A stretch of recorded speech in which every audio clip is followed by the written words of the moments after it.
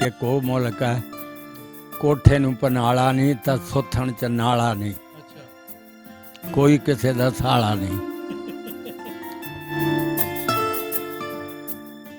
ਦਿਲ ਦੀ ਕੁੰਡੀ ਸਾਫ਼ ਕਰੀ ਤੂੰ ਫੇਰ ਇਸ਼ਕ ਦਾ ਮਾਂਝਾ, ਸੋਈ ਔਖਾ ਹੋਊਗਾ ਜਿਹੜਾ ਦੋਹਾਂ ਤੇ ਰਾਂਦਾ ਸਾਂਝਾ, ਇੱਕ ਪਾਸਾ ਰੱਖ ਜੱਟੀਏ ਜਾਂ ਖੇੜੇ ਜਾਂ ਰਾਂਝਾ।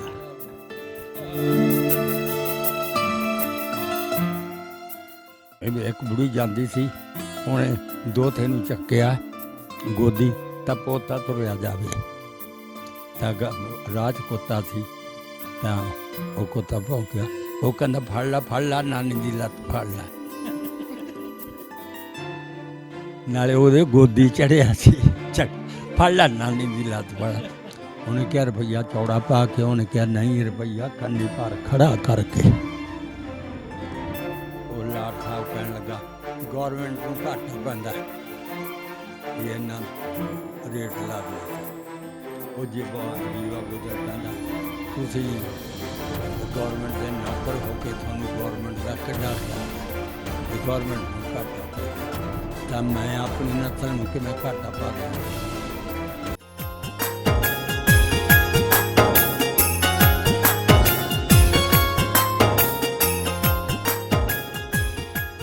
ਅਸਲਾਮ ਵਾਲੇਕਮ, ਸਤਿ ਸ਼੍ਰੀ ਅਕਾਲ, ਪ੍ਰਣਾਮ ਦੋਸਤੋ। ਇੱਕ ਪਿੰਡ ਪੰਜਾਬ ਦਾ ਚੈਨਲ ਦੀ ਟੀਮ ਅੱਜ ਪਹੁੰਚੀ ਹੈ ਜੀ ਕਮਾਲੀਏ ਸ਼ਹਿਰ ਦੇ ਵਿੱਚ। ਇੱਥੇ ਸਾਡੀ ਇੱਕ ਬਜ਼ੁਰਗ ਦੇ ਨਾਲ ਮੁਲਾਕਾਤ ਜਿਹੜਾ ਕਿ ਮੀਰ ਆਲਮ ਬਰਾਦਰੀ ਨਾਲ ਤਾਲੁਕ ਰੱਖਦੇ ਆ, ਵਲਾਇਤ ਅਲੀ ਇਹਨਾਂ ਦਾ ਨਾਂ ਹੈ ਜੀ। ਔਰ ਇਹਨਾਂ ਕੋਲ ਪੁੱਛਣਾ ਕਿ ਪੁਰਾਣੇ ਟਾਈਮ ਦੇ ਵਿੱਚ ਰਿਸ਼ਤੇਦਾਰੀ ਕਰਨ ਦੀ ਜ਼ਿੰਮੇਵਾਰੀ ਇਹਨਾਂ ਦੀ ਹੁੰਦੀ ਸੀ, ਉਹ ਕਿਸ ਤਰ੍ਹਾਂ ਨਿਭਾਉਂਦੇ ਹੁੰਦੇ ਸੀ। ਫਿਰ ਇਹਨਾਂ ਕੋਲ ਇੱਕ ਬਹੁਤ ਵਧੀਆ ਗੱਲਬਾਤ ਦਾ ਪਤਾ ਲੱਗਾ ਕਿ ਜੀਵੇ ਗੁੱਜਰ ਦੇ ਨਾਲ ਰਿਲੇਟਡ ਹੈ। ਜੀਵੇ ਗੁੱਜਰ ਨੇ ਕਿਸ ਤਰ੍ਹਾਂ ਲਾਟ ਸਾਹਿਬ ਦੇ ਨਾਲ ਉਹਨਾਂ ਦੀ ਜ਼ਮੀਨ 'ਚੋਂ ਇੱਕ ਲੈਨ ਗੁਜ਼ਰਨੀ ਸੀ, ਉਹਦਾ ਇੱਕ ਮਸਲਾ ਬਣਿਆ ਸੀ, ਉਹ ਕਿਸ ਤਰ੍ਹਾਂ ਨਿਬੇੜਿਆ ਉਹਨਾਂ ਨੇ, ਕਿਸ ਤਰ੍ਹਾਂ ਉਹ ਕੇਸ ਕਰਕੇ ਆਪਣੇ ਹੱਕ 'ਚ ਫੈਸਲਾ ਲਿਆ। ਉਸ ਦੇ ਨਾਲ ਜਿਹੜੀ 47 ਦੀ ਜਿਹੜੀ ਇੱਕ ਵਾਕਿਆ ਪੇਸ਼ ਆਇਆ ਸੀ, ਉਹਦੇ ਵਿੱਚ ਕਿਸ ਤਰ੍ਹਾਂ ਇਹਨਾਂ ਨੂੰ ਇੱਕ ਬਾੜ ਦੇ ਅੰਦਰ ਬੰਦ ਕਰਕੇ ਕਿਸ ਤਰ੍ਹਾਂ ਮਜਬੂਰੀ ਦੀ ਜ਼ਿੰਦਗੀ ਜਿਹੜੀ 2-2.5 ਮਹੀਨੇ ਇਹਨਾਂ ਨੇ ਗੁਜ਼ਾਰੇ, ਖਾਣ ਪੀਣ ਜੋ ਇਹਨਾਂ ਦਾ ਮਸਾਇਲ ਬਣੇ, ਉਹ ਸਾਰੇ ਆਪਾਂ ਇਹਨਾਂ ਨਾਲ ਡਿਸਕਸ ਕਰਨੇ ਆ ਜੀ। ਜੀ ਅਸਲਾਮ ਵਾਲੇਕਮ ਜੀ। ਵਾਲੇਕਮ ਸਲਾਮ। ਬਜ਼ੁਰਗੋ ਆਪਣਾ ਕੀ ਨਾਮ ਆ? ਵਲਾਇਤ ਅਲੀ। ਅੱਛਾ ਜੀ। ਤੇ ਆਪਣੇ ਅੱਬਾ ਜੀ ਦਾ ਨਾਮ ਕੀ? ਵਲਦ ਨਸੀਬ ਅਲੀ। ਅੱਛਾ। ਦਾਦੇ ਦਾ ਨਾਮ? ਬਾਬਾ ਸੌਣ। ਅੱਛਾ। ਨਾ ਸਿਦਰੇ ਹੁੰਦੇ ਸੀ ਉਸ ਹੋਰ ਜ਼ਮਾਨੇ ਵੀ ਹੈਗੇ ਤਾਂ ਦੱਸ ਦਿਓ ਜੇ ਅੱਗੇ ਵੀ ਪਤਾ ਤਾਂ। ਬੇ ਬਾਬਾ ਸੌਣ ਵਲਦ ਰੋਡਾ। ਹਾਂ। ਵੱਡਾ ਦਾਦਾ ਸੀ, ਉਹਨੂੰ ਹਾਫੀ ਕਹਿੰਦੇ ਸੀ ਅੱਛਾ। ਸਾਡਾ। ਕੀ ਬਾਤ। ਤਾਂ ਕੁਨਬੇ ਦੇ ਜਿਹੜੇ ਸਾਡੇ ਕਬੀਲੇ ਦੇ ਸੀ, ਉਹ ਫਕੀਰੀਆ ਬਲਦ ਮੰਗੂ, ਬੂਟਾ ਬਲਦ ਮੰਗੂ, ਨਿੱਕਾ ਬਲਦ ਰੰਗੂ, ਇਹ ਸੀ। ਇੱਕ ਦਾ ਨਾਂ ਸੀ ਝੰਡੂ, ਇੱਕ ਦਾ ਨਾਂ ਸੀ ਚੰਦੂ। ਉਹ ਮੱਤੂ ਕੇ ਕਹਾਉਂਦੇ ਆ ਭੱਟੀ ਹੋਣੇ ਜਿਹੜੇ ਇੱਥੇ। ਆਪਣੀ ਬਰਾਦਰੀ ਕਿਹੜੀ ਹੈ ਜੀ? ਇਹੀ ਮੀਰ ਆਲਮ ਅੱਛਾ, ਠੀਕ ਹੈ, ਬਰਾਦਰੀ ਹੈ। ਤੇ ਬਜ਼ੁਰਗੋ ਆਪਣੀ ਉਮਰ ਕਿੰਨੀ ਸੀ ਉਦੋਂ? ਮੈਂ 17 ਸਾਲਾਂ ਦਾ ਸੀ ਜਦ ਪਾਕਿਸਤਾਨ ਬਣਿਆ। ਵਾਹ ਜੀ ਵਾਹ। ਇੰਡੀਆ ਚੋਂ ਆਏ ਆ। ਕੀ ਬਾਤ ਹੈ। ਤੇ ਸਕੂਲੇ ਤਾਂ ਨਹੀਂ ਜਾਂਦੇ ਹੋਣੇ? ਉਧਰ ਮੈਂ ਚੌਥੀ ਸੀ ਚੌਥੀ ਸੀਗੇ ਜਿਸ ਵੇਲੇ ਆਏ। ਸਕੂਲ ਵੀ ਘੱਟ ਹੁੰਦੇ ਸੀ। ਉਹ ਸਾਡੇ ਜਿਹੜੇ ਬਜ਼ੁਰਗ ਸੀ, ਚਿੜੀਆ ਪਿਆਰੀ ਦਾ ਕਾਇਦਾ ਹੁੰਦਾ ਸੀ ਸਾਡੇ ਜ਼ਮਾਨੇ 'ਚ। ਚਿੜੀਆ ਪਿਆਰੀ। ਅੱਛਾ। ਚਿੜੀ ਵਾਲਾ ਕਾਇਦਾ ਪੜ੍ਹਦੇ ਹੁੰਦੇ ਸੀ? ਚਿੜੀਆ ਪਿਆਰੀ ਦਾ ਕਾਇਦਾ ਹੁੰਦਾ ਸੀ। ਜਦ ਅੱਬੇ ਹੁਣਾਂ ਨੇ ਦਾਖਲ ਕਰਾਏ ਨਾ, ਉਹ ਅਸੀਂ ਪੜ੍ਹਿਆ ਤਾਂ ਫਿਰ ਦੂਜੀ ਕਰ ਦਿੱਤਾ। ਫਿਰ ਉਹਨਾਂ ਨੇ ਸਲੇਟ ਲੈਤੀ, ਇੱਕ ਫੱਟੀ ਹੁੰਦੀ ਸੀ। ਉਦੋਂ ਪੜ੍ਹਾਈਆਂ 'ਤੇ ਵੀ ਐਡਾ ਖਰਚ ਨਹੀਂ ਸੀ ਹੁੰਦਾ। ਵੈਸੇ ਸਾਡੇ ਪਿੰਡ 'ਚ 8ਵੀਂ ਤਾਈਂ ਗੁਰਮੁਖੀ ਦਾ ਸਕੂਲ ਸੀ। ਸਾਡੇ ਚੌਕੀਮਾਨ ਰੇਲਵੇ ਸਟੇਸ਼ਨ ਸੀ, ਮੁੱਲਾਂਪੁਰ ਦਾਖੇ ਉਦੋਂ ਅਗਲਾ ਸਟੇਸ਼ਨ। ਆਪਣੇ ਆਲੇ ਦੁਆਲੇ ਕਿਹੜੇ ਕਿਹੜੇ ਪਿੰਡ ਸੀਗੇ ਜੀ? ਸਾਡੇ ਕੋਲ ਸੀ ਅਲੀਗੜ੍ਹ, ਵੱਡੀਆਂ ਸਿੱਧਵਾਂ, ਛੋਟੀਆਂ ਸਿੱਧਵਾਂ, ਮਾਨਾ ਵਾਲਾ, ਗੁੜੇ ਸੀ। ਤਾਂ ਭਾਈ ਨੂਪੀ ਦਾ ਮੇਲਾ ਲੱਗਦਾ ਸੀ ਪੋਨਾ ਸਿੱਧਵਾਂ, ਉੱਥੇ ਸਿੱਧਵਾਂ। ਹਾਂ, ਸਿੱਧਵਾਂ ਖੁਰਦ। ਹਾਂ, ਕਲਾਂ ਤਾਂ ਵੱਡੀ ਨੂੰ ਹੁੰਦੀ ਹੁੰਦੀ। ਤੇ ਕਿਹੜੀਆਂ ਕੌਮਾਂ ਬੈਠੀਆਂ ਸੀ ਆਪਣੇ ਪਿੰਡ ਦੇ ਵਿੱਚ? ਸਾਡੇ ਪਿੰਡ ਜ਼ਿਆਦਾ ਸਿੱਖ ਸੀ, ਮੁਸਲਮਾਨਾਂ ਦੇ ਘਰ ਥੋੜੇ ਸੀ। ਇੱਕ ਪਾਥੀ ਵਾਲਾ ਸੀ ਉਹ ਬਸਤੀ, ਕਿਉਂ ਆਪਦੀ ਛੋਟੀ ਜੀ ਮਸਜਿਦ ਸੀ, ਆਪਦੇ ਨਮਾਜ਼ ਰੋਜ਼ਾ ਵੀ ਕਰਦੇ ਸੀ। ਅੱਛਾ, ਤਾਂ ਸਿੱਖਾਂ ਦੀ ਆਬਾਦੀ ਜ਼ਿਆਦਾ ਸੀ, ਪਿੰਡ ਸੀ ਉਹ। ਕੋਈ ਨਾਂ ਦੱਸੋ ਸਿੱਖਾਂ ਦੇ ਸਿਰ ਕੱਢਵੇਂ ਜਿਹੜੇ ਬੰਦੇ ਸੀਗੇ। ਇੱਕ ਦਾ ਨਾਂ ਈਸਰਦਾਸ ਸੀ, ਹੂੰ, ਇੱਕ ਦਾ ਨਾਂ ਹਰਚੰਦ ਸਿਉ, ਹੂੰ, ਇੱਕ ਦਾ ਨਾਂ ਹੋਰ ਸੀ ਆਪਣੇ ਕੀ ਉਹਦਾ ਨਾਂ ਭਜਨ ਸਿੰਘ। ਅੱਛਾ। ਇਹ ਉਹ ਜ਼ਮਾਨੇ 'ਚ ਮੇਰੇ ਅੱਬੇ ਦੇ ਸਲਾਮ ਦੋ ਵਾਲੇ ਹੋਰ ਹੁੰਦੇ ਸੀ। ਕਿਹੜੇ ਸੀਗੇ ਮਤਲਬ ਆਪਣੇ ਮੁਸਲਮਾਨਾਂ ਚੋਂ ਮੁਸਲ ਬਰਾਦਰੀਆਂ? ਮੁਸਲਮਾਨਾਂ ਚੋਂ ਇੱਕ ਉਹ ਜਾਨੀ ਤੇਲੀ ਸੀ, ਹੂੰ, ਇੱਕ ਲੱਭੂ ਤੇਲੀ ਸੀ, ਹੂੰ, ਤਾਂ ਇੱਕ ਦੀਨਾ ਸੀ, ਹੂੰ, ਤਾਂ ਦੋ ਜੁਲਾਹਿਆਂ ਦੇ ਘਰ ਸੀ। ਹੂੰ, ਇੱਕ ਦਾ ਨਾਂ ਸ਼ਮੌਦੀ ਸੀ, ਇੱਕ ਦਾ ਨਾਂ ਸੀ ਉਮਰਾ, ਅੱਛਾ, ਤੇ ਬਾਕੀ ਸਾਡੇ ਮੀਰ ਆਲਮਾਂ ਦੇ ਘਰ ਬਾਬਾ ਸੀ। ਠੀਕ ਆ। ਅੱਛਾ, ਇਹ ਮੀਰ ਆਲਮ ਜਿਹੜੇ ਹੁੰਦੇ ਇਹਨਾਂ ਨੂੰ ਤਾਂ ਸ਼ਜਰੇ ਨਸਬ ਦਾ ਬਹੁਤ ਪਤਾ ਹੁੰਦਾ, ਆਲੇ ਦੁਆਲੇ ਜੋ ਵੀ ਹਾਂ ਜੀ, ਉਹ ਬਜ਼ੁਰਗਾਂ ਕਿੱਥੋਂ ਨੂੰ ਸ਼ੁਰੂ ਪਤਾ। ਹੁੰਦਾ। ਜੀ ਜੀ, ਉਹ ਜ਼ਿਆਦਾ ਇਹ ਕਰਦੇ ਸੀ। ਸਾਨੂੰ ਫਿਰ ਗਾਣੇ ਵਜਾਣੇ ਦੀ ਤਰਬੀਅਤ ਸੀ, ਅੱਛਾ, ਹਾਰਮੋਨੀਅਮ ਵਜਾਉਣਾ। ਹੂੰ, ਨਾ ਤਾਂ ਬਜ਼ੁਰਗਾਂ ਦੀ, ਅੱਲਾ ਦੇ ਵਲੀਆਂ ਦੇ, ਹੂੰ, ਮੌਲਾ ਅਲੀ ਦੇ ਕਸੀਦੇ ਗਾਣੇ ਆ। ਪੜ੍ਹ ਲੈਂਦੇ ਸੀਗੇ। ਆਹੋ, ਉਰਦੂ 'ਚ ਮੈਂ ਲਿਖ ਲੈਂਦਾ ਸੀ। ਅੱਛਾ, ਉਹ ਲਿਖ ਕੇ ਫਿਰ ਨਾਲ ਦਿਆਂ ਨੂੰ ਪਾਰਟੀ ਨੂੰ ਯਾਦ ਕਰਾਉਣਾ। ਅੱਛਾ, ਪਹਿਲੇ ਦੱਸਦੇ ਸੀ ਵੀ ਰਿਸ਼ਤੇ ਵੀ ਜਿਹੜੇ ਨਾ ਇੱਕ ਦੂਜੇ ਦੇ ਮੀਰ ਆਲਮ ਕਰਦੇ ਹੁੰਦੇ ਸੀਗੇ। ਹਾਂ ਜੀ, ਹਾਂ ਜੀ। ਅੱਛਾ, ਉਹ ਰਿਸ਼ਤੇ ਮੀਰ ਆਲਮ ਉਸ ਜ਼ਮਾਨੇ 'ਚ ਜ਼ਿਮੀਂਦਾਰ ਕਹਿੰਦੇ ਸੀ ਹਾਂ, ਬਈ ਮੀਰ ਕਿਸੇ ਚੰਗੇ ਖਾਨਦਾਨ ਦੀ ਬੱਚੀ ਦਾ ਰਿਸ਼ਤਾ ਸਾਡੇ ਕਰਾ, ਅੱਛਾ, ਤਾਂ ਕਿ ਵੀ ਜਿਹੜੀ ਆਏ ਗਏ ਮਹਿਮਾਨ ਨੂੰ ਸਾਂਭੇ, ਸਾਡਾ ਡੇਰਾ ਚਲਾਵੇ। ਹੂੰ, ਅੱਛਾ, ਤਾਂ ਉਹ ਫਿਰ ਮੀਰ ਆਲਮਾਂ ਨੇ ਕਹਿਣਾ ਮੈਂ ਦੇਖੂੰਗਾ। ਹੁਣ ਫਿਰ ਇਲਾਕੇ ਨੂੰ ਜਾਣਦੇ ਸੀ, ਹੂੰ, ਤਾਂ ਜਿੱਥੇ ਜਾਣਾ ਅਗਲੇ ਨੇ ਕਹਿਣਾ ਮੀਰ ਸਾਹਿਬ ਆਪਣੀ ਬੱਚੀ ਹੈ। ਉਦੋਂ ਆ ਨਹੀਂ ਸੀ ਹੁੰਦਾ ਵੀ ਸਾਡੀ ਬੱਚੀ 12 ਪੜ੍ਹੀ 14 ਪੜ੍ਹੀ, ਹੂੰ, ਤਾਂ ਪ੍ਰਾਇਮਰੀ ਤੱਕ ਸਕੂਲ ਹੁੰਦੇ ਸੀ, ਕੋਈ ਪੜ੍ਹਾਉਂਦਾ ਸੀ। ਮਿਡਲ ਸਕੂਲ ਨਹੀਂ ਸੀ ਹੁੰਦਾ। ਹਾਂ, ਉਹ ਜੇ ਜ਼ਿਮੀਂਦਾਰ ਨੇ ਕਹਿਣਾ ਇਹ ਮੁੰਡਾ ਕਿੱਡਾ ਕਹਿਣਾ ਛੋਟਾ ਜਿਹਾ, ਤਾਂ ਉਹ ਕਹਿਣਾ ਪੜ੍ਹਾਇਆ ਨਹੀਂ, ਕਹਿਣਾ ਯਾਰ ਜਾਂ ਤਗੜਾ ਹੋ ਮੱਝਾਂ ਦੇ ਮਗਰ ਲਾ ਦਿਆਂਗੇ ਥੋਟੀ ਫੜ ਕੇ, ਨਾਲੇ ਮੱਝਾਂ ਚਾਰਦਾ ਫਿਰੂਗਾ। ਦੋ ਚਾਰ ਮੱਝਾਂ ਹੋਰ ਲੈ ਦਾਂਗੇ। ਜੋ 2-4 ਮੱਝਾਂ ਹੋਰ ਲੈ ਦਿਆਂਗੇ। ਤਾਂ ਦੂਏ ਨੇ ਕਹਿਣਾ ਯਾਰ ਜੇ ਤੂੰ ਇਹਨੂੰ ਪੜ੍ਹਾ ਲੈਂਦੇ, ਕਹਿਣਾ ਉਹ ਜਾਣਦੇ ਜਿਹੜੇ ਮਾਸਟਰ ਉਹ ਤੇਲੀ ਜੁਲਾਹੇ ਹੁੰਦੇ ਆ, ਸਾਡੇ ਬੱਚੇ ਦੇ ਕੋਈ ਕਮੀ ਚਪੇੜ ਮਾਰੇ ਕੋ ਆਪਣੇ ਆਪ ਨੂੰ ਉਹ ਹਮਾਕਤ ਘਟਾ ਸਮਝਦੇ ਸੀ, ਇਲਮ ਘੱਟ ਸੀ। ਕਹਿਣਾ ਮੁੰਡਾ ਜਵਾਨ ਹੋ ਗਿਆ, ਕਹਿਣਾ ਮੁੰਡਾ ਤਾਂ 15 ਸਾਲਾਂ ਦਾ, ਪਰ ਜਿੰਨਾ ਚਿਰ ਉਹ ਲੜਦਾ ਨਹੀਂ ਸ਼ਰੀਕਾਂ ਨਾਲ ਉਨਾ ਚਿਰ ਪਤਾ ਨਹੀਂ ਲੱਗਦਾ ਵੀ ਇਹ ਦਾਦਕਿਆਂ ਤੇ ਆ ਕਿ ਨਾਨਕਿਆਂ ਤੇ ਆ। ਅੱਛਾ, ਕੀ ਬਾਤ ਹੈ। ਜੇ ਤਾਂ ਸ਼ਰੀਕਾਂ ਨਾਲ ਲੜਦਾ ਭੱਜ ਗਿਆ, ਹਾਂ, ਫਿਰ ਤਾਂ ਸਮਝ ਲਾਂਗੇ ਵੀ ਨਾਨਕਿਆਂ ਤੇ ਚਲਿਆ ਗਿਆ। ਹੂੰ, ਜੇ ਸੋਟੀਆਂ ਮਾਰੀਆਂ ਸਿੱਟ ਤਾਂ ਜਾਂ ਆਪ ਡਿੱਗ ਪਿਆ, ਕਹਿਣਾ ਨੱਸਿਆ ਤਾਂ ਨਹੀਂ। ਹੂੰ, ਵੀ ਜਿਹੜਾ ਲੜਦਾ ਦੁਸ਼ਮਣ ਨਾਲ ਡਿੱਗ ਪਿਆ। ਯਾਨੀ ਨਕਾਮੀ ਜਿਹੜੀ ਉਹ ਨਾਨਕਿਆਂ ਦੇ ਪੇਟੇ ਪਾਣੀ ਆ। ਹਾਂ, ਕਿਉਂ ਨਾਨਕਿਆਂ ਦੇ ਵੈਸੇ ਵੀ 9 ਹਿੱਸੇ ਹੁੰਦੇ ਆ। ਹੂੰ, ਘੋੜਾ ਮਰਦ ਪਰਖੀਏ ਹੂੰ, ਰਗ ਨਾਨੇ ਹਾਰੀ, ਹੂੰ, ਨਾਨਕਿਆਂ ਦੇ ਬਚਪਨ 'ਚ 9 ਹਿੱਸੇ ਹੁੰਦੇ ਆ। ਕਿਉਂ ਦੁੱਧ ਜੋ ਪੀਣਾ ਨਾਨਕਿਆਂ ਦਾ ਅਸਰ ਹੁੰਦਾ। ਇੱਕ ਗੱਲ ਬਣੀ ਹੈ ਕਹਿੰਦੇ ਦੋਤੇ ਹਰਾਮਖੋਰ ਹੁੰਦੇ, ਇਹਦੀ ਕੀ ਵਜ੍ਹਾ ਆ? ਉਹ ਆਮ ਮਿਸਾਲ ਸੀ ਵੀ ਇੱਕ ਬੁੜੀ ਜਾਂਦੀ ਸੀ, ਉਹਨੇ ਦੋਤੇ ਨੂੰ ਚੱਕਿਆ ਹਾਂ, ਗੋਦੀ, ਤਾਂ ਪੋਤਾ ਤੁਰਿਆ ਜਾਵੇ। ਹੂੰ, ਤਾਂ ਰਾਹ 'ਚ ਕੁੱਤਾ ਸੀ, ਤਾਂ ਉਹ ਕੁੱਤਾ ਭੌਂਕਿਆ, ਉਹ ਕਹਿੰਦਾ ਫੜ ਲਾ ਨਾਨੀ ਦੀ ਲੱਤ ਫੜ ਲਾ। ਨਾਲੇ ਉਹਦੇ ਗੋਦੀ ਚੜਿਆ ਸੀ, ਚੱਕ ਫੜ ਲਾ ਨਾਨੀ ਦੀ ਲੱਤ ਫੜ ਲਾ। ਜਦ ਉਹ ਕੁੱਤਾ ਭੌਂਕਿਆ, ਜਿਹੜਾ ਪੋਤਾ ਸੀ ਉਹ ਕਹਿੰਦਾ ਖੜਾ ਤੇਰੀ ਮਾਂ ਨੂੰ ਤੇਰੀ ਨੂੰ, ਯਾਨੀ ਉਹਨੇ ਦਫਾ ਕੀਤਾ।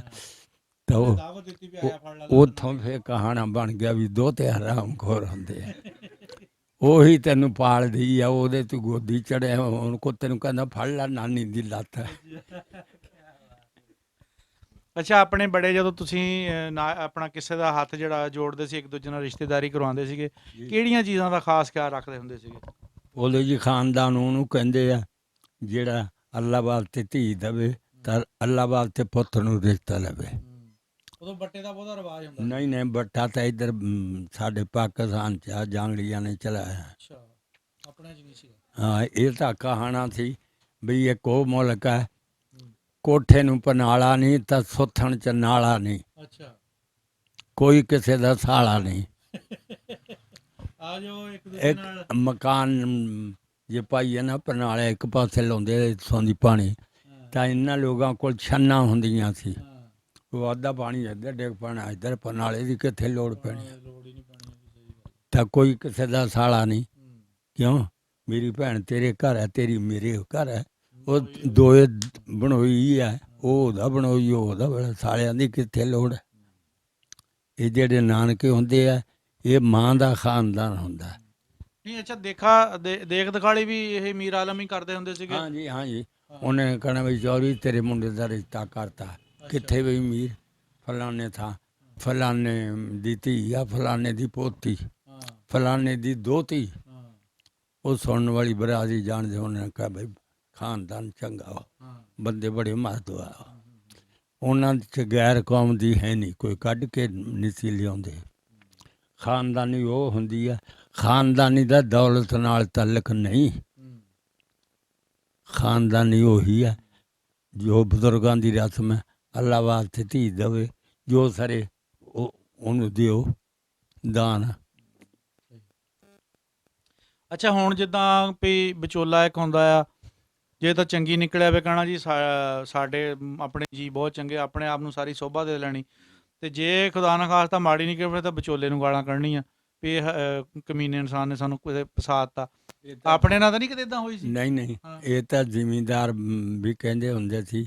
ਉਹ ਜਦ ਦਾਂਦ ਨੇ ਨਾਂ ਤੁਰਨਾ, ਜਿਹੜੇ ਮੰਡੀੋਂ ਦਲਾਲ ਉਹਨੂੰ ਕਹਿੰਦੇ ਵਿਚੋਲੇ ਨੂੰ, ਸੌਦਾ ਕਰਾਉਣ ਵਾਲਾ। ਕਿਉਂ? ਉਹਨੂੰ ਕਹਿਣਾ ਕੁਛ ਘੱਟ ਕਰ, ਉਹਨੂੰ ਕਹਿਣਾ ਵੱਧ ਕਰ, ਉਹਦੀ ਫੀਸ ਆਪਣੀ ਅਲੱਗਾ ਹੁੰਦੀ ਸੀ।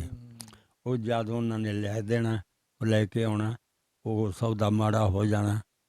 ਕਿਉਂ? ਬਾਅਦ ਜਾਨਵਰ ਜਿਹੜੇ ਨਸਲੀ ਹੁੰਦੇ ਸੀ, ਉਹ ਮਰਦੇ ਦਮ ਤੱਕ ਹੌਸਲਾ ਨਹੀਂ ਛੱਡਦੇ ਹੁੰਦੇ ਸੀ, ਬਹਿੰਦੇ ਨਹੀਂ ਸੀ।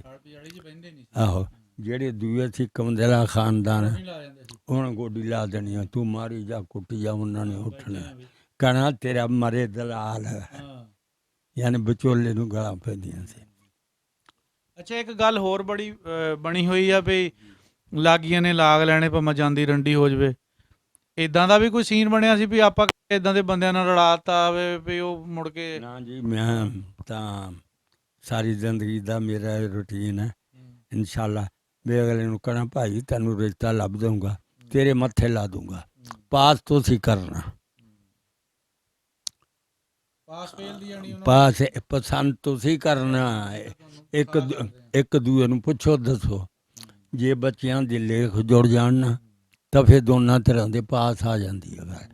ਨਹੀਂ ਕਦੇ ਧੀ ਵਾਲਾ ਮੁੱਕਰ ਜਾਂਦਾ, ਕਦੇ ਪੁੱਤ ਵਾਲਾ ਮੁੱਕਰ ਜਾਂਦਾ। ਬਾਬਾ ਜੀ ਟੋਟਲ ਕਿੰਨੇ ਕੁ ਰਿਸ਼ਤੇ ਕਰਾ ਚੁੱਕੇ ਹੋ? ਨਾਜ਼ਨ ਮੇਰਾ ਖਿਆਲ 70-80 ਤੋਂ ਜ਼ਿਆਦਾ ਹੋ। ਸਾਰੇ ਕਾਇਮ? ਕਿਤੋਂ ਅੱਜ ਤਾਈਂ ਉਲਾਂਭਾ ਨਹੀਂ ਮਿਲਿਆ। ਕਿਉਂ? ਪਹਿਲਾਂ ਦੱਸ ਦੇਣਾ ਵੀ ਜੇ ਤੇਰੇ ਪਸੰਦ ਆ ਤਾਂ ਭਾਈ ਤੁਸੀਂ ਕਰ ਲਓ, ਨਹੀਂ ਤਾਂ ਆਪਾਂ ਹੋਰ ਲੱਭ ਲਵਾਂਗੇ। ਲੇਕਿਨ ਉਹ ਇੱਕ ਨਾਥ ਦਾ ਬੋਲ ਵੀ ਹੈ, ਮੈਂ ਲੱਜਪਾਲਾਂ ਦੇ ਘਰ ਲੱਗੀਆਂ, ਮੇਰੇ ਤੋਂ ਗਮ ਪਰੇ ਰਹਿੰਦੇ, ਮੇਰੀ ਆਸਾਂ ਉਮੀਦਾਂ ਦੇ ਸਦਾ ਬੂਟੇ ਹਰੇ ਰਹਿੰਦੇ, ਉਹ ਮੰਜ਼ਿਲ ਨੂੰ ਨਹੀਂ ਪਾ ਸਕਦੇ ਜਿਹੜੇ ਬੈਠੇ ਘਰੇ ਰਹਿੰਦੇ। ਜਦ ਬੰਦਾ ਤੁਰ ਪੈਂਦਾ, ਅੱਲਾ ਦੀ ਜ਼ਾਤ ਪਾਕ ਉਹਨੂੰ ਮੰਜ਼ਿਲ 'ਤੇ ਪਹੁੰਚਾ ਦਿੰਦੀ ਹੈ। ਬਸ ਨੀਅਤ ਠੀਕ ਹੋਣੀ ਚਾਹੀਦੀ। ਹਾਂ, ਜਿਹੜੇ ਬੰਦੇ ਲਾਲਚ ਕਰਦੇ ਆ, ਇਹ ਝੂਠ ਮਾਰ ਗਿਆ, ਇਹ ਤੋਂ ਪੈਸੇ ਲੈ ਲਏ, ਇਹ ਤੋਂ ਲੈ ਲਏ, ਜਦ ਫਿਰ ਸਾਹਮਣੇ ਹੁੰਦੇ ਆ ਫਿਰ ਉਹਦੀ ਬੇਇੱਜ਼ਤੀ ਹੋਣੀ ਹੈ। ਆਪਣੇ ਉੱਥੇ ਜਦੋਂ ਰਹਿੰਦੇ ਹੁੰਦੇ ਸੀਗੇ ਆਪਣੇ ਪਿੰਡ ਵਿੱਚ, ਤੇ ਤੁਸੀਂ ਕਹਿੰਦੇ ਸਿੱਖ ਜ਼ਿਆਦਾ ਸੀਗੇ, ਕਦੇ ਸਿੱਖਾਂ ਦਾ ਵੀ ਵਿਚੋਲਪੁਣਾ ਕੀਤਾ ਸੀਗਾ? ਨਹੀਂ, ਮੁਸਲਮਾਨਾਂ ਦਾ। ਹਾਂ, ਇੱਧਰ ਆ ਕੇ। ਤੇ ਫਿਰ 47 ਦੀ ਗੱਲ ਦੱਸੋ ਸਾਨੂੰ, ਕਿੱਦਾਂ ਉੱਜੜ ਕੇ ਆਏ ਆਪਾਂ? 47 'ਚ ਉਦੋਂ ਕਾਂਗਰਸ ਪਾਰਟੀ ਹੁੰਦੀ ਸੀ, ਮਹਾਤਮਾ ਗਾਂਧੀ ਹੁੰਦਾ ਸੀ, ਤਾਂ ਆ ਮੁਸਲਿਮ ਲੀਗ ਬਾਬਾ ਕਾਇਦ ਆਜ਼ਮ ਦੀ ਪਾਰਟੀ ਸੀ। ਤਾਂ ਮੈਂ ਉਧਰ ਇੱਕ ਦੋ ਜਲਸੇ ਕਾਂਗਰਸ ਦੇ ਵੀ ਦੇਖੇ ਆ। ਕਿਉਂ? ਆਪਣੇ ਇੱਧਰ ਉਰਸ ਕਹਿੰਦੇ ਵੀ ਉਰਸ ਲੱਗਦਾ, ਉਧਰ ਕਹਿੰਦੇ ਸੀ ਰੋਸ਼ਨੀ। ਇਹ ਰੋਸ਼ਨੀ ਕਹਿਣਾ ਦੀਵਾਲੀ ਆ ਗਈ, ਦੀਵਾਲੀ ਵੀ ਹਿੰਦੂਆਂ ਦਾ ਦਿਨ ਸੀ। ਉਹ ਜਿਹੜੇ ਹਿੰਦੂਆਂ 'ਚ ਰਹਿੰਦੇ ਸੀ, ਅਸੀਂ ਆਪਣਾ ਨਮਾਜ਼ ਰੋਜ਼ਾ ਕਰਦੇ ਸੀ। ਕਿਉਂ? ਮੁਸਲਮਾਨ ਸੀ। ਉਹ ਆਪਦੇ ਸੰਗਰਾਂਦ ਵਾਲੇ ਦਿਨ ਉਹ ਹਲਵਾ ਪਕਾਉਂਦੇ ਸੀ, ਉਹਨੂੰ ਕਹਿੰਦੇ ਸੀ ਭੋਗ। ਉਹ ਸਿੱਖਾਂ ਨੇ ਜਾਣਾ, ਨਾਲੇ ਗੁਰਦੁਆਰੇ ਸਲਾਮ ਕਰਨਾ, ਨਾਲੇ ਉਹਨਾਂ ਨੇ ਆਪਦਾ ਉਹ ਭੋਗ ਖਾਣਾ। ਤਾਂ ਪਿੰਡ 'ਚ ਵੱਸਦੇ ਸੀ, ਹੋਰ ਉਹਨਾਂ ਦਾ ਖਾਣ ਪੀਣ। ਉਹ ਸਾਨੂੰ ਮੁਸਲਮਾਨਾਂ ਨੂੰ ਨੀਚ ਸਮਝਦੇ ਸੀ। ਸਿੱਖ ਜਿਹੜੇ ਹਿੰਦੂ ਸੀ ਨਾ, ਉਹਨਾਂ ਦਾ ਇੱਧਰ ਆ ਕਮਾਲੀਏ 'ਚ ਇਹਨਾਂ ਦਾ ਹੀ ਜ਼ੋਰ ਸੀ। ਆਪਾਂ ਉੱਥੋਂ ਅਮਨ ਸ਼ਾਂਤੀ ਨਾਲ ਉੱਠ ਕੇ ਆ ਗਏ ਸੀ ਜਾਂ ਗੁੰਮਰਾਹ ਬਣਿਆ ਸੀ? ਉਹ ਜੀ ਮਸਲਾ ਤਾਂ ਸਾਰਾ ਹੀ ਬਣਿਆ ਸੀ। ਦੱਸੋ। ਜਦ ਗੌਰਮੈਂਟ ਨੇ ਕਿਹਾ ਵੀ ਜਿਹੜੇ ਹਿੰਦੂ ਆ ਉਹ ਇੰਡੀਆ ਚਲੇ ਜਾਣ, ਤਾਂ ਜਿਹੜੇ ਇੰਡੀਆ ਵਾਲੇ ਉਹ ਪਾਕਿਸਤਾਨ 'ਚ ਆ ਜਾਣ ਮੁਸਲਮਾਨ। ਵੀ ਜਿਹੜੇ ਬੰਦੇ ਨੂੰ ਕਹਿ ਦਈਏ ਵੀ ਅਮਨ ਨਾਲ ਤੂੰ ਜਾ, ਉਹ ਜਿਹੜੇ ਉੱਧਰ ਸਿੱਖ ਸੀ ਉਹਨਾਂ ਨੂੰ ਆਪਣਾ ਲਾਲਚ ਇਹਨਾਂ ਨੇ ਦਿੱਤਾ ਸੀਗਾ, ਪਾਰਟੀਆਂ ਨੇ, ਸਿਆਸੀਆਂ ਨੇ। ਉਹਨਾਂ ਨੇ ਕਿਹਾ ਅਗਰ ਤੁਸੀਂ ਮੁਸਲਮਾਨਾਂ ਨੂੰ ਤੁਹਾਨੂੰ ਇਨਾਮ ਮਿਲੂਗਾ। ਉਹ ਜਿਵੇਂ ਫੌਜੀ ਇਨਾਮ ਦਿੰਦੇ ਹੁੰਦੇ ਆ ਰਿਟਾਇਰ ਹੋਏ ਨੂੰ, ਉਹ ਫਿਰ ਜਥਿਆਂ ਦੇ ਜਥੇ ਹੁੰਦੇ ਸੀਗੇ। ਉੱਧਰ ਸਿੱਖਾਂ ਦੀ ਆਬਾਦੀ ਜ਼ਿਆਦਾ ਸੀ। ਇਹ ਲੁਧਿਆਣੇ ਅਤੇ ਫਿਰੋਜ਼ਪੁਰ 'ਚ ਜ਼ਿਆਦਾ ਸੀ। ਆ ਜਿਹੜਾ ਫਿਰੋਜ਼ਪੁਰ ਸੀ ਸਾਡੇ ਨਾਲ ਲੱਗਦਾ ਸੀ, ਤਹਿਸੀਲ ਮੋਗਾ, ਇਹਦੀਆਂ 7 ਤਹਿਸੀਲਾਂ ਸੀ ਫਿਰੋਜ਼ਪੁਰ ਦੀਆਂ। ਤਾਂ ਇੱਧਰ ਪਾਕਿਸਤਾਨ 'ਚ ਮੁਲਤਾਨ ਵੱਡਾ, ਇਹਦੀਆਂ ਵੀ 7 ਤਹਿਸੀਲ। ਜਿਸ ਵੇਲੇ ਆਰਡਰ ਹੋਇਆ ਤਾਂ ਫਿਰ ਗੌਰਮੈਂਟ ਨੇ ਕਿਹਾ, ਡੋਗਰਾ ਫੌਜ ਇੱਧਰੋਂ ਗਈ ਸੀ, ਉਹਨਾਂ ਨੇ ਕਿਹਾ ਵੀ ਕੰਪਾਂ 'ਚ ਪਹੁੰਚੋ। ਉਹ ਕੰਪ 'ਤੇ ਇਹਨਾਂ ਦੀ ਡਿਊਟੀ ਹੁੰਦੀ ਸੀ ਡੋਗਰਿਆਂ ਦੀ। ਉੱਥੇ 3 ਕੰਡਿਆਂ ਵਾਲੀ ਉਹ ਜਿਹੜੀ ਤਾਰ ਇੱਧਰ ਹੁੰਦੀ ਨਹੀਂ, ਉਹ ਪਸ਼ੂਆਂ ਵਾਸਤੇ ਜਾਂ ਸਕੂਲਾਂ 'ਚ ਲਾਈ ਆ, ਕੰਡਿਆਂ ਵਾਲੀ ਤਾਰ, ਉਹ ਆਲੇ ਦੁਆਲੇ ਲਪੇਟੀ ਸੀ। ਤਾਂ ਉੱਥੇ ਜਿਹੜਾ ਆ ਕੇ ਬਹਿ ਗਿਆ, ਉੱਥੇ ਉਹ ਜ਼ਿੰਮੇਦਾਰ ਹੁੰਦੇ ਸੀ ਡੋਗਰੇ, ਉਹ ਹਿਫਾਜ਼ਤ ਕਰਦੇ ਸੀ। ਇਹਨਾਂ ਨੇ ਕਿਹਾ ਸੀ ਵੀ ਜੇ ਤੁਸੀਂ ਮੁਸਲਮਾਨ ਜਿੰਨੇ ਮਾਰਤੇ ਫਿਰ ਤੁਹਾਨੂੰ ਖਾਲਿਸਤਾਨ ਅਲੱਗਾ ਕਰ ਦਿਆਂਗੇ ਅਸੀਂ। ਉਹਨਾਂ ਨੇ ਵੀ ਸਾਡੀ ਕੌਮ ਅਲੱਗਾ ਹੋ ਜੂ, ਗਿਣਤੀ 'ਚ ਆ ਜੂ। ਚੂੜੇ ਚਮਾਰ ਵੀ ਵਿੱਚ ਸੀ, ਉਹ ਵੀ ਸਾਰੇ ਹਿੰਦੂ ਸੀ। ਇਹ ਬਸ ਫਿਰ ਉਹ ਲੁੱਟ ਖੋਹਦੇ ਸੀ ਜਿਹੜੇ ਕੋ ਸੌਖੇ ਸੀ। ਜਦ ਕੰਪ 'ਚ ਆ ਕੇ ਬਹਿ ਗਏ ਤਾਂ ਉਹ ਉੱਥੇ ਫਿਰ ਜਿੰਨੇ ਸੀ, ਬਾਕੀ ਆ ਮੁਸਲਮਾਨ, ਰਾਈ, ਗੁੱਜਰ, ਇਹ ਜੱਟ ਬਰਾਦਰੀ, ਤਾਂ ਵਿੱਚ ਪਠਾਣਾਂ ਦੇ ਵੀ ਸੀ ਘਰ ਅੱਲਾ ਵੇਲੀ। ਉਹ ਜਿਸ ਵੇਲੇ ਆਏ, ਆ ਕੇ ਉਹ ਗੱਡੇ ਕੋਲ ਹੁੰਦੇ ਸੀ, ਜ਼ਿਮੀਂਦਾਰ ਸੀ। ਇਹ ਸਾਰਾ ਦਰਿਆ ਦਾ ਕਿਨਾਰਾ ਸੀ। ਇਹ ਇੱਥੇ ਜਿਹੜੇ ਬੈਠੇ ਆ ਉਹ ਖਹਿਰਿਆਂ ਦੇ, ਜਮਾਲਪੁਰ ਦੇ, ਨਿਆਲ ਜਲਦਾਰ ਹੋਣੀ, ਆ ਪੀਕੌਣੀ, ਪੋਂਦੜੀ ਦੇ, ਇਹ ਸਾਰੇ ਜ਼ਿਲ੍ਹੇ ਲੁਧਿਆਣੇ ਦੇ ਹੀ ਆ। ਉਹ ਜਦ ਆਉਂਦੇ ਸੀ ਤਾਂ ਉਹ ਬੱਚੀਆਂ ਜਿਹੜੀਆਂ ਸ਼ਾਮ ਨੂੰ ਟੱਟੀ ਪਿਸ਼ਾਬ ਜਾਂਦੀਆਂ ਸੀ, ਉਹ ਜਿਹੜੇ 10-10, 20-20 ਬੰਦੇ ਆਉਂਦੇ ਸੀ ਨਾ, ਉਹ ਬੱਚੀਆਂ ਨੇ ਟੱਟੀ ਜਾਣਾ ਤਾਂ ਉਹਨਾਂ ਨੇ ਚੱਕ ਕੇ ਲੈ ਜਾਣੀਆਂ। ਹੁਣ ਜਿਹੜੇ ਮਾਪੇ ਉਹ ਕੰਡਿਆਂ ਦੀ ਤਾਲ ਦੇ ਅੰਦਰ ਹੈ, ਤਾਂ ਉਹ ਤਾਂ ਬਾਅਦ ਵਿਚਾਰੇ ਬਾਹਰ ਨਿਕਲ ਨਹੀਂ ਸਕਦੇ। ਜਿਹੜੇ ਕੋਲ ਕਿਸੇ ਦੇ ਪੈਸੇ ਸੀ ਤਾਂ ਉਹ ਥੋੜ੍ਹੇ ਬਹੁਤੇ ਉਹ ਫਿਰ ਇੱਕ ਦੂਏ ਤੋਂ ਮੁੱਲ ਲੈ ਲੈਂਦੇ। ਆਹ ਜਿਹੜਾ ਗਲਾਸ ਹੁੰਦੇ ਸੀ ਚੰਗਣੀ ਵਾਲੇ, 3 ਪਾ ਦੁੱਧ ਪੈ ਜਾਂਦਾ ਸੀ, ਉਹ ਗਲਾਸ ਭਰਿਆ 2 ਰੁਪਈਆਂ ਦਾ ਦੇਣਾ ਕਣਕ ਦਾ। ਇੰਨੀ ਜਾਨੇ ਕੰਪ 'ਚ ਹੀ ਮਹਿੰਗਾਈ ਸੀ। ਤਾਂ ਇੱਟਾਂ ਦੇ ਚੁੱਲ੍ਹੇ ਬਣਾ ਲਏ। ਉਹ ਜਿਹੜੇ ਦਾਨ ਸੀ ਉਹ ਗੱਡੇ ਉਹ ਜ਼ਿਮੀਂਦਾਰਾਂ ਨੇ ਬਲਦ ਉੱਥੇ ਛੱਡ ਦਿੱਤੇ ਬਈ ਇਹ ਭੁੱਖੇ ਮਰਨ। ਉਹ ਫਿਰ ਉਹਨਾਂ ਨੇ, ਸਿੱਖਾਂ ਨੇ ਜ਼ਿਆਦਾ ਆਉਣਾ, ਉਹ ਪਸ਼ੂ ਖੋਲ੍ਹ ਕੇ ਲੈ ਜਾਣਾ ਮੁਸਲਮਾਨਾਂ ਤੋਂ। ਯਾਨੀ ਜਿਹੜੇ ਵੀ ਜਾਂਦੇ ਆਉਂਦੇ ਸੀ ਚੋਰੀ। ਆ ਫਿਰ ਕੁਛ ਸਾਡੇ ਰਿਸ਼ਤੇਦਾਰ ਸੀ, ਨਕੋਦਰ ਦਾ ਕੰਪ ਜਲੰਧਰ ਸੀ, ਉਹ ਦਰਿਆ ਟੱਪ ਕੇ ਬੰਦਿਆਂ ਨੇ ਉੱਧਰ ਵੀ ਜਾਣਾ ਵੀ ਸਾਡੇ ਭੈਣ ਭਰਾ ਉੱਥੇ, ਉਹਨਾਂ ਦਾ ਪਤਾ ਕਰੀਏ। ਉਹਨਾਂ ਨੂੰ ਵੀ ਇਹ ਦਰਿਆ ਤੋਂ ਘੱਟ ਡਰਦੇ ਸੀ। ਕਿਨਾਰੇ 'ਤੇ ਜਿਹੜੇ ਸੀ, ਉਦੋਂ ਬੇੜੀ ਇੱਕ ਜਗ੍ਹਾ ਪੈਂਦੀ ਸੀ, ਸਿੱਧਵਾਂ ਬੇੜ 'ਚ ਕੰਪ ਸੀ, ਉੱਥੇ ਪੱਤਣ ਸੀ, ਇਹ ਤੁਲਾ ਬਣਾ ਲੈਂਦੇ ਸੀ।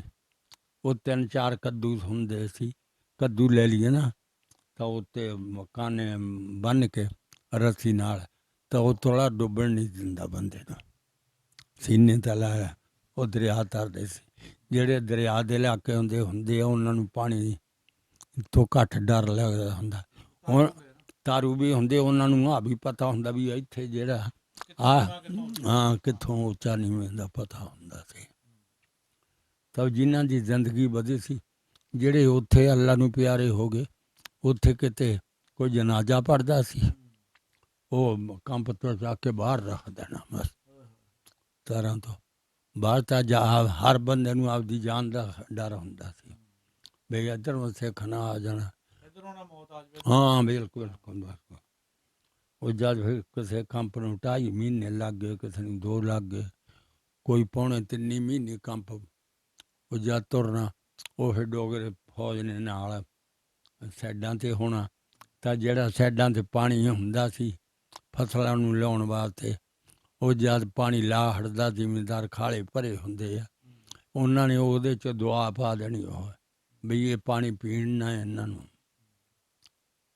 ਜੇ ਤੁਰਿਆ ਜਾਂਦਾ ਬੰਦਾ, ਉਹ ਪਿਆਸ ਲੱਗਦੀ ਹੈ ਤਾਂ ਉਹ ਪਾਣੀ ਪੀਣਾ, ਉਹ ਜੇ ਕੋਈ ਰੰਗ ਉਹ ਜ਼ਹਿਰ ਵਾਲਾ ਪਾਣੀ ਪੀਵੇ ਉਹਦੇ ਪੇਟ 'ਚ ਦਰਦ ਹੋਣ ਲੱਗ ਪੈਣਾ। ਉਹ ਕਿੰਨੀ ਕੁ ਦੇਰ ਬੰਦਾ ਪਿਆਸਾ ਬੰਦਾ ਤੁਰ ਸਕਦਾ। ਯਾਨੀ ਬੜੀਆਂ ਤਕਲੀਫਾਂ ਨਾਲ ਅੱਲਾ ਨੇ ਪਹੁੰਚਾਤੇ। ਜਦ ਇੱਧਰ ਆਏ ਹਾਂ ਫਿਰ ਅਸੀਂ ਆ ਗੰਡਾ ਸਿੰਘ ਵਾਲਾ ਹੈਡ ਟੱਪ ਕੇ ਇੱਥੇ ਆਏ, ਕੰਪਾਂ 'ਚ ਭੁੱਖੇ। ਜਦ ਤੀਏ ਦਿਨ ਰੋਟੀ ਲੱਭਣੀ, ਚੌਥੇ ਦਿਨ ਰੋਟੀ ਲੱਭਣੀ। ਉਹ ਸਿਆਣਿਆਂ ਨੇ ਉਹ ਰੋਟੀ ਖਾਂਦੇ ਅੰਦਰਲੀਆਂ ਜੇਬਾਂ ਹੁੰਦੀਆਂ ਸੀ, ਉਹ ਸਲੂਕੇ ਉਹਦੇ ਵਿੱਚ ਪਾ ਲੈਣੀ। ਜੇ ਬੱਚੇ ਨੇ ਭੁੱਖ ਮੰਗਣੀ, ਉਹ ਆਪ ਸਿਆਣੇ ਨੇ ਭੁੱਖ ਲੈਣੀ, ਬੱਚਿਆਂ ਨੂੰ ਉਹ ਦੇ ਦੇਣੇ। ਤਾਂ ਅੱਲਾਹ ਤਾਲਾ ਨੇ ਰਹਿਮਤ ਕੀਤੀ ਬਸ। ਫਿਰ ਜਦ ਪਾਕਿਸਤਾਨ ਆਪਣੇ ਟੱਬਰ ਦੇ ਵਿੱਚੋਂ ਤਾਂ ਨਹੀਂ ਕੋਈ ਕਿਸੇ ਦਾ ਨੁਕਸਾਨ ਹੋਇਆ? ਨਹੀਂ, ਸਾਡਾ ਕੌਣ ਬਕਬੀਲਾ ਜਿਹੜਾ ਉਹ ਜ਼ਿਆਦਾ ਐਲਾਨ ਹੋਇਆ ਨਾ ਰੌਲਾ ਵੀ ਛੇਤੀ ਕਰੋ ਚਲੇ ਗਏ, ਨਿਕਲੋ ਤੁਸੀਂ, ਤਾਂ ਉਹ ਮੀਰ ਆਲਮ ਬਰਾਦਰੀ ਜਿੰਨੇ ਸੀ ਉਹ ਸਾਰੇ ਫਟਾਫਟ ਇੱਥੇ ਜਗਰਾਮੀ ਆ ਗਏ, ਜੀਵੇ ਗੁਜਰ ਦੇ ਕੋਠਿਆਂ 'ਚ, ਉੱਥੋਂ ਫੋਨ ਨਾ ਦੇ ਨਾਲ ਰਲ ਕੇ ਇੱਥੇ ਕੰਪ 'ਚ ਆ ਗਏ। ਯਾਨੀ ਸਹੀ ਸਲਾਮਤ ਤੁਸੀਂ ਕਮਾਲੀਏ ਸ਼ਹਿਰ 'ਚ ਆ ਗਏ? ਹਾਂ ਜੀ, ਹਾਂ ਜੀ, ਅੱਲਾ ਨੇ ਪਹੁੰਚਾਤੇ। ਇਸੇ ਵੇਲੇ ਅੰਗਰੇਜ਼ਾਂ ਦੀ ਲਾਈਨ ਨਿਕਲੀ ਹੈ ਲੁਧਿਆਣਿਓਂ। ਉਹ ਲਾਟ ਸਾਹਿਬ ਉਸ ਵਕਤ ਜ਼ਿਲ੍ਹੇ ਦਾ ਮਾਲਕ ਹੁੰਦਾ ਸੀ, ਉਹਦੇ ਨਾਲ ਸਾਰਾ ਅਮਲਾ ਹੁੰਦਾ ਸੀ। ਜਿੰਨਾ ਜੀਵਾ ਆ ਗਿਆ, ਮੀਰ ਆਲਮ ਵੀ ਆ ਗਿਆ ਨਾਲ। ਤਾਂ ਜਿਸ ਵੇਲੇ ਆਏ ਉਹਨੇ ਕਿਹਾ, ਲਾਟ ਸਾਹਿਬ ਨੇ ਕਿਹਾ ਵੀ ਜੀਵਾ ਗੁਜਰ ਤੁਹਾਡਾ ਨਾਂ? ਹਾਂ ਜੀ। ਉਹ ਬਈ ਸਾਡੀ ਲਾਈਨ ਆ ਰਹੀ ਹੈ, ਇਹ ਫਿਰੋਜ਼ਪੁਰ ਨੂੰ ਆ ਜਾਣੀ ਹੈ।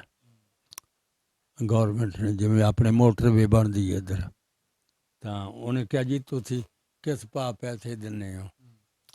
ਵੀ ਜਿੰਨੇ ਰਕਬੇ ਦੀ ਚੌੜਾਈ ਹੋਵੇ, ਜਿੰਨੀ ਲੰਬਾਈ ਹੋਵੇ, ਉਹ ਪਮੈਸ਼ ਕਰ ਲੈਣੀ। ਉਹਨਾਂ ਨੇ ਕਿਹਾ ਵੀ ਇਸ ਰੇਟ ਨਾਲ ਅਸੀਂ ਇਹ ਜ਼ਮੀਨ ਲੈਂਦੇ ਹਾਂ। ਉਹਨੇ ਕਿਹਾ ਜੀ ਇਹਦਾ ਮੁੱਲ ਥੋੜ੍ਹਾ ਮੈਂ ਨਹੀਂ ਦੇਣੀ। ਉਹਨੇ ਕਿਹਾ ਤੈਂ ਕਿਸ ਭਾਅ ਦੇਣੀ ਆ? ਉਹ ਲਾਟ ਸਾਹਿਬ ਨੇ ਕਿਹਾ। ਉਹਨੇ ਕਿਹਾ ਰੁਪਈਏ ਦੀ ਰੁਪਈਆ ਭਰ ਦੇਣੀ ਆ। ਉਹਨੇ ਕਿਹਾ ਰੁਪਈਆ ਚੌੜਾ ਪਾ ਕੇ? ਉਹਨੇ ਕਿਹਾ ਨਹੀਂ, ਰੁਪਈਆ ਕੰਨੀ ਭਰ ਖੜਾ ਕਰਕੇ। ਉਹ ਲਾਟ ਸਾਹਿਬ ਕਹਿਣ ਲੱਗਾ ਗੌਰਮੈਂਟ ਨੂੰ ਘਾਟਾ ਪੈਂਦਾ ਵੀ ਇੰਨਾ ਰੇਟ ਲਾ ਦਈਏ। ਤਾਂ ਉਹ ਜੀਵਾ ਗੁਜਰ ਕਹਿੰਦਾ ਤੁਸੀਂ ਗੌਰਮੈਂਟ ਦੇ ਨੌਕਰ ਹੋ ਕੇ ਤੁਹਾਨੂੰ ਗੌਰਮੈਂਟ ਦਾ ਕਿੱਡਾ ਖਿਆਲ ਹੈ ਵੀ ਗੌਰਮੈਂਟ ਨੂੰ ਘਾਟਾ ਪੈਂਦਾ, ਤਾਂ ਮੈਂ ਆਪਣੀ ਨਸਲ ਨੂੰ ਕਿਵੇਂ ਘਾਟਾ ਪਾ ਦਿਆਂ? ਉਹਨੇ ਕਿਹਾ ਮੇਰੇ ਬਾਪ ਦੀ ਹੈ, ਦਾਦੇ ਦੀ, ਪੜਦਾਦੇ ਦੀ ਜਾਇਦਾਦ ਹੈ, ਮੈਨੂੰ ਮਾਂ ਦਾ ਹੱਕ ਨਹੀਂ ਆਇਆ। ਮਾਂ ਆਪਦੇ ਭਰਾਵਾਂ ਤੋਂ ਹੱਕ ਲੈਂਦੀ ਹੁੰਦੀ ਹੈ। ਤਾਂ ਉਹਨੇ ਕਿਹਾ ਨਹੀਂ ਨਹੀਂ, ਉਹਨੇ ਕਿਹਾ ਬੰਦ ਕਰ ਦਿਓ, ਮੈਂ ਨਹੀਂ ਦੇਣੀ। ਉਹ ਘੋੜੀ 'ਤੇ ਬੈਠਾ ਤਾਂ ਨਾਲ ਵੀ ਆਲਮ ਸੀ ਆ ਗਿਆ। ਫਿਰ ਜਗਰਾਵਾਂ ਤੋਂ ਇੱਕ ਸੜਕ ਜਾਂਦੀ ਸੀ ਰਾਕੋਟ ਨੂੰ, ਉਹਦੇ ਨਾਲ ਸੀ ਅਠੂਰ। ਅਠੂਰ ਵੀ ਬਾਬਾ ਜਿਵੇਂ ਛੋਟਾ ਜਿਹਾ ਕਸਬਾ ਹੁੰਦਾ, ਕੋਈ 20-30 ਦੁਕਾਨਾਂ ਸੀ, ਬਾਕੀ ਸਾਂਝੀ ਦੁਨੀਆ ਵੱਸਦੀ ਸੀ। ਉੱਥੇ ਦਾ ਸੀ ਇੱਕ ਹੱਸੇ ਖਾਂ ਵਕੀਲ, ਰਾਜਪੂਤ ਸੀ। ਉਹਦਾ ਜ਼ਿਮੀਂਦਾਰ ਚੰਗਾ ਸੀ, ਚੋਰੀ ਜੀਵਾ, ਇਹਦੇ ਨਾਲ ਉਹਦਾ ਤਲਕ ਸੀ। ਉਹਨੇ ਰਾਤ ਨੂੰ ਸੋਚਿਆ ਵੀ ਮੈਂ ਉਹ ਲਾਟ ਸਾਹਿਬ ਦੇ ਨਾਲ ਹਮ ਕਲਾਮ ਹੋਇਆ ਵੀ ਹੋ ਸਕਦਾ ਕੱਲ੍ਹ ਨੂੰ ਕਿਤੇ ਫੜ ਕੇ ਸਾਨੂੰ ਅੰਦਰ ਹੀ ਨਾ ਦੇ ਦੇਣ ਸਰਕਾਰੂ ਮੁਲਾਜ਼ਮ। ਉਹਨੇ ਬੰਦਾ ਭੇਜਿਆ, ਉਹ ਰਾਤ ਨੂੰ ਹੀ ਹੱਥੇ ਖਾਂ ਵਕੀਲ ਨੂੰ ਸੱਦ ਲਿਆ।